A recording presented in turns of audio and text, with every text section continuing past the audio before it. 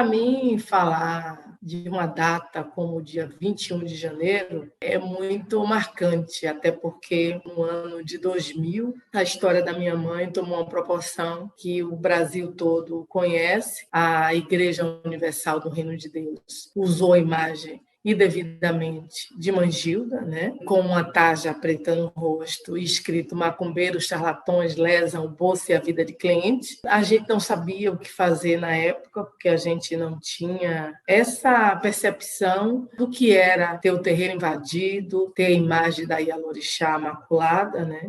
E a gente ficou um tanto perdido. Minha mãe ficou muito abalada na época e não sabia que direcionamento tomar, né? E eu tive a oportunidade de ter acesso ao Koinonia e foi essa instituição que deu a oportunidade da advogada vir até aqui o terreiro. Minha mãe assina uma procuração no dia 20 pela manhã para a advogada e no dia 21 de janeiro ela sai e volta dentro de um caixão, né?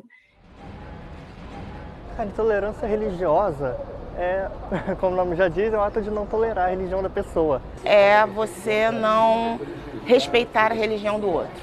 Quando você não respeita a minha tatuagem, o meu axé, a minha música, a minha guia, isso para mim fere muito e acho que fere para todo mundo. Isso acho que advém de uma compreensão errada, né? Não só da religião, mas uma compreensão errada da vida. É um absurdo. O extremo do egocentrismo, do egoísmo e a total falta de amor ao próximo.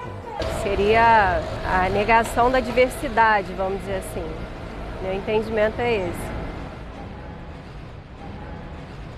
Quando a gente olha a realidade brasileira, a gente percebe quem são as maiores vítimas, quem são o alvo dessa intolerância religiosa. Então, se a gente olha esses dados, a gente vê que a população cristã no Brasil, ela é majoritária. Contudo, quando a gente olha os dados que se referem à violação ao direito à liberdade religiosa, nós verificamos que as religiões afro-brasileiras, as pessoas que professam a sua fé nas religiões afro-brasileiras, são as principais vítimas. Então, dados do Ministério da Mulher, da Família e dos Direitos Humanos, uma pesquisa realizada em 2018, dá conta que mais de 70% das vítimas de intolerância religiosa são pessoas que professam sua fé no candomblé, na Umbanda. Quando olhamos dados do Centro de Referência Nelson Mandela aqui no estado da Bahia, ou também do próprio Ministério Público do estado da Bahia, verificamos que mais de 80% da população que são vítimas de intolerância religiosa são pessoas que professam a sua fé no candomblé, na Umbanda, nas religiões de matriz africana de uma forma geral. Essas práticas africanas de saúde, sociais, culturais, espirituais e políticas sempre foram perseguidas oficialmente pelo Estado brasileiro, seja na colônia e no Império, pelas ordenações filipinas, né, de uma perseguição implacável com essas práticas, que obrigou com que muitos acabaram se articulando dentro da igreja, que era Estado, a igreja católica era o Estado na época, né, para poder conseguir com que essas práticas pudessem sobreviver. Já na Constituição de 1824, se reafirma do Império, né, reafirma o catolicismo, né, como religião oficial do Estado e se proíbe qualquer outro culto que não fosse um ambiente de residência, né, um ambiente privado, mas, consequentemente, não era considerada as nossas práticas. E continuou ainda essa perseguição que estava regulada pela Federação Filipinas, ela se torna uma forma de lei no primeiro Código Criminal do Império de 1830. Depois, o Código Criminal da República, no seu artigo 156, 157 e 158, continua a perseguição dessas práticas, principalmente numa aliança entre os médicos e os juristas, numa visão eugênica. Isso quer dizer que não houve resistência? Houve várias resistências. A mesma configuração do candomblé no final do século, no meado do século XIX, final do século XIX, já demonstra isso. Todas as articulações que eram feitas para manter viva essa tradição e essas práticas. E eu percebo que, mesmo o dia 21 de janeiro sendo um Dia Nacional de Combate à Intolerância Religiosa, a gente ainda não conseguiu muitos avanços. Nós temos a Secretaria de Reparação aqui no estado da Bahia, nós temos o Estatuto da Igualdade Racial, nós temos o Centro de Referência de Combate ao Racismo, Nelson Mandela, que tem registrado um avanço grandioso. desse ódio, né? Já se fala até em terrorismo religioso, mas eu sempre acho que a intolerância religiosa ela é algo que tem adoecido as comunidades tradicionais de religião de matriz africana, né? Nós somos religiosos, mas nós entendemos que nós somos um povo, né? Um povo tradicional que tem direito a proferir a sua fé, que tem direito ao alimento, e a gente recebeu, né, com muita dor todos os ataques que vários terreiros de candomblé têm passado, não só aqui no estado da Bahia, mas a gente teve o caso do terreiro de Mãe Baiana também, lá em Brasília. Nós tivemos vários casos de terreiros no Rio de Janeiro que foram invadidos, né, que foram depredados, que foram exterminados. E a gente entende que a gente precisa entender realmente que a gente tem que buscar políticas públicas para realmente coibir e acabar com esse tipo de ódio, de racismo, de intolerância religiosa e até de terrorismo, porque quando pessoas adentram seu espaço sagrado e obrigam Yalorixá a quebrar todos os seus pertences e os seus sagrados, isso é doloroso. A gente também tem percebido que nas redes sociais o ódio religioso, o racismo e a violência tem crescido muito, né? E eu acredito que 23 anos, esse ano de 2023, que completa de morte de Mãe Gilda, eu ainda tenho uma avaliação ainda muito dolorosa, porque o caso de Mãe Gilda fica como um exemplo de luta, mas a gente não consegue avançar no sentido de realmente fazer com que a justiça prevaleça. A gente teve, no primeiro dia do ano, um terreiro totalmente depredado por um homem que entra no terreiro, quebra tudo que é de candomblé, as coisas que não eram de candomblé ele não quebrou, e ele também entrou em outras casas e fez outros tipos de violência, mas ele entra no terreiro e ele quebra tudo que é de candomblé. Esse homem foi identificado porque ele deixou cair um documento dele dentro do terreiro, ele foi ouvido e ele foi liberado. E o argumento do delegado que não fez a prisão foi de que ele estava em surto e que não tinha cunho religioso. Mas por que ele entra num terreiro e quebra tudo que é de candomblé? As outras coisas ele não quebrou. Porque o que autoriza ele a entrar num espaço sagrado de outra pessoa e destruir elementos dessa religiosidade de matriz africana? Isso é o racismo. E esse é o meu homem negro. E a gente está falando de desconstruir racismo para todas as pessoas, porque o racismo ele fez um serviço muito bem feito no mundo inteiro. Todo mundo é racista. Todo mundo traz uma série de preconceitos e pressupostos a partir do outro que não é seu espelho. E nós, povo preto, a gente também precisa desconstruir o nosso racismo cotidianamente. Então, as religiões de matriz africana, elas são alvo constante disso. Os povos indígenas, eles são alvo constante disso. E se a gente tivesse mais espaços islâmicos aqui no Brasil e uma comunidade islâmica maior, provavelmente eles também seriam. Mas a gente está falando desse cotidiano nosso, onde os terreiros são depredados todos os dias, onde as pessoas são violentadas todos os dias por exercer sua fé, por vivenciar sua religiosidade. Então, a gente precisa discutir isso na nossa sociedade. Isso é urgente, isso é para ontem, isso é uma questão de vida e de sobrevivência. Primeiro, eu não gosto da palavra intolerância religiosa. Porque quando a gente fala de intolerância, a gente acaba tratando um sintoma e não uma doença. Intolerância é um sintoma do racismo. Aí a gente acaba lidando com as manifestações e não com a estrutura em si, que é o racismo religioso. Então, eu acho que não adianta ficar lidando o tempo todo com os casos, mesmo que juridicamente, se a gente não consegue chegar na estrutura racializada, entendeu? No nosso país, porque a estrutura não é racializada. Aí é o tempo inteiro intolerância, e aí o nosso grande problema é desestruturar o racismo, quando a gente aceita sermos tratados como intolerância. Então, para mim, sempre foi racismo religioso, que as pessoas são racistas.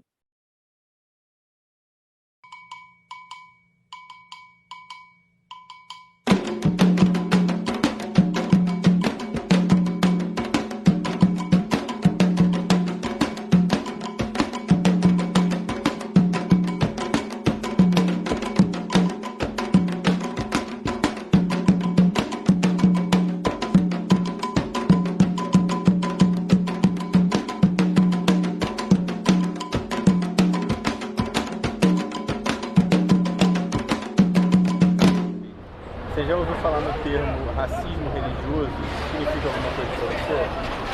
Não, nunca escutei esse termo, racismo religioso. E racismo religioso tem a ver com preconceito não só da raça, como também da origem da religião da pessoa também, né? Candomblé, Umbanda e com a raça negra, né? Eu vejo dessa maneira, sabe? Por que essa religião é demonizada? Será que, tipo, se ela fosse majoritariamente branca, ela seria, tipo, demonizada? Primera vez que escucho el término racismo religioso, me imagino que va a un tema de que un rechazo a la religión solo por la piel.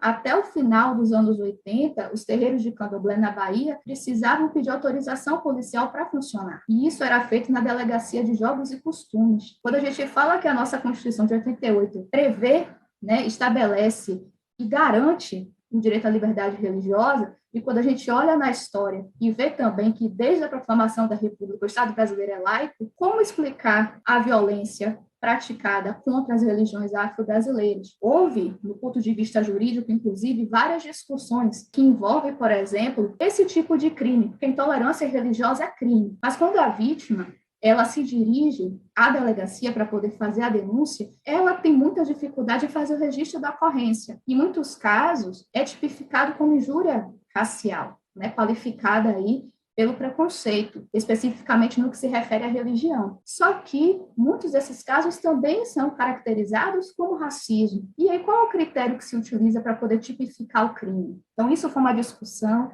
né, que se deu e uma luta, né, do movimento negro, no sentido de que a injúria racial hoje, ela também é inafiançável, imprescritível, tal como o crime de racismo. Então, o que vai diferenciar é justamente esse tipo de crime, né, porque a injúria racial está muito mais ligada à honra, né, está ligada ao aspecto subjetivo do sujeito, enquanto que o racismo ele está direcionado à discriminação por conta da religião. E quando nós analisamos no sentido mais abrangente, a intolerância religiosa é um termo que vai englobar e abarcar todas as denominações religiosas. Então, toda pessoa que professa a sua fé, ela pode vir a ser vítima da intolerância religiosa. Hoje nós temos, né, a Lei 7.716 de 89, que é a Lei CAO, que é uma lei que vai tratar sobre os crimes de racismo, e ela vai trazer lá no artigo 20 a discriminação também pelo aspecto da religião.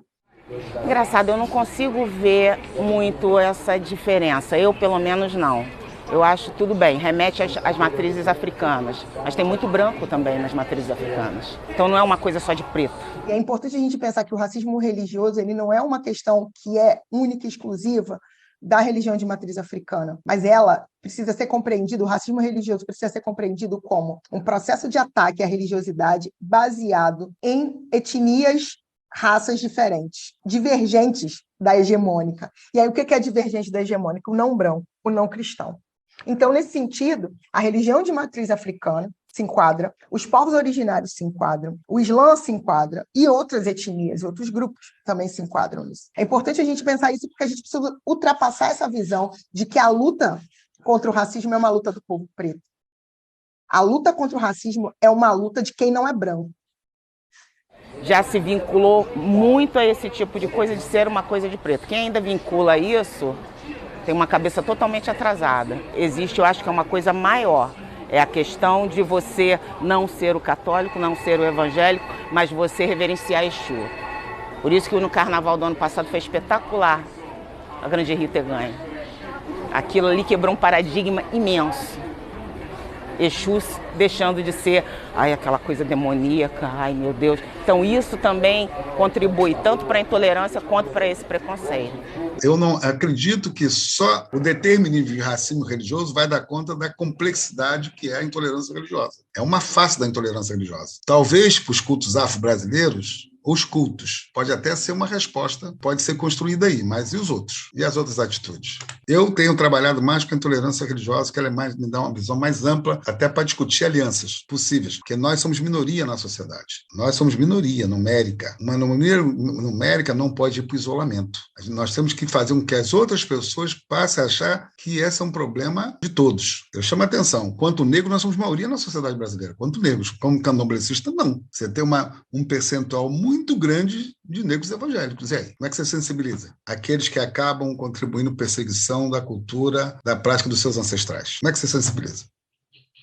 do ponto de vista jurídico, as duas expressões vão dar conta de uma discriminação por conta da religião ou de uma injúria racial por conta da religião, aí tem que se avaliar o caso concreto, até porque o próprio Código Penal em si, né, a gente está falando da injúria racial, mas existem outros crimes que o Código Penal também trata no que se refere à matéria religiosa. Então, tem os crimes contra o sentimento religioso, por exemplo, que é uma matéria específica, mas está dentro, né, do Código Penal. Então, são várias nuances, né? É necessário se observar o caso concreto para se avaliar qual vai ser o tratamento jurídico adequado para aquela questão. Mas tanto um quanto o outro vai estar dentro dessas normas específicas. Então, vai ser muito mais uma construção narrativa, né, do que se pretende explicar a partir da demanda específica.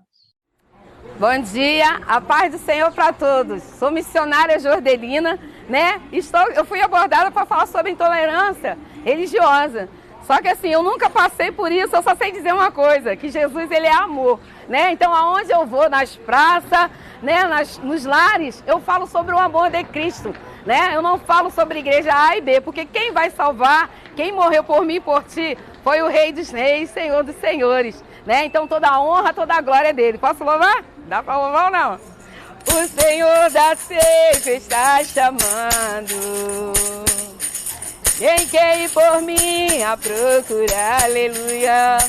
Almas que no mundo vão chorando, sem da salvação participar, aleluia. Fala Deus, oh glória, fala Deus, toca-me com brasa do altar, aleluia. Fala Deus, oh glória, fala Deus, sim, alegre, atenta ao teu mandar, aleluia. Fiquem na paz, que Jesus abençoe a todos. Tem glória aí? Aleluia. E assim, o que eu mais quero é que Iemanjá, ela ilumine nossa cabeça, nos dê equilíbrio e nos dê sabedoria para nós conduzirmos da melhor forma possível a nossa vida e a vida de todos aqueles que dependem de nós. Eu tenho 23 anos da morte da minha mãe, 23 anos que eu tenho essa relação com coinonia, e isso é muito importante, isso é muito forte para mim, porque me fortalece muito. Aí eu queria deixar uma proteção, né, para todas essas pessoas, instituições, seres humanos de outros segmentos que conseguem ter sensibilidade e acolher, né, essa história tão dolorosa de Mangilda, que se tornou um marco de luta, né? Mangilda, ela é inspiração para mim, é inspiração para outras mulheres. Aí, como eu sou de Oxum, ora aí, Oxum, Cafidéria Mãe, Majacurabá, Tutuquebinquela, Pandaoce, e saúdo todas as ancestrais femininas, mulheres e as que me antecederam. Ora aí, Oxum. Ilemobolá, Ilemoboye, Ilemoborixá, Injexaqueléu e Jore, Ilemoborixá, Orieye, Mion, Orieye, Imoleon, Yamidide, Yamidideu, que Oxum se levante das cachoeiras e que Mangilda se levante de Orum e venha para Iê ser também a proteção das nossas lutas e das nossas convicções de amor, fé, ética e respeito. Axé.